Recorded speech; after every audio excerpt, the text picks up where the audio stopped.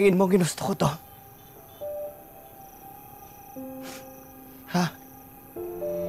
Ang maging anak ng isang kriminal? Anak ng taong sumira ng buhay ko, ng buhay nating lahat. Tingin nyo na ginusto ko to?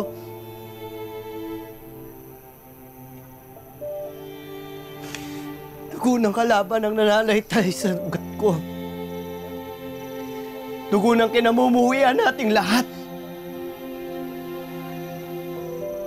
Tingin mo, Tol, madali para sa akin na bumalik dito at humarap sa inyo? Tol naman eh. Kila't kilala ka namin. Alam namin na wala kang kinalaman sa mga kasalanan ng mga Victor kahit sino pa siya sa'yo. Kaya Tol, wala ka dapat ikahiya sa amin. Di natin mapili ang tatay ng pinanggalingan natin. Pero itong pamilyang to, Kidlat, kami ang pinili mo. Kaya may babalikan ka pa din.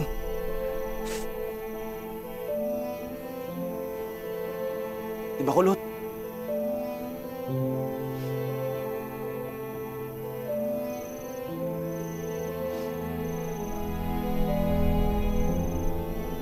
Tol, pasensya. Tol, wala kasi ako sa sarili ko. Parang nagdilim yung paningin ko nung nalaman ko may koneksyon ka sa Victor.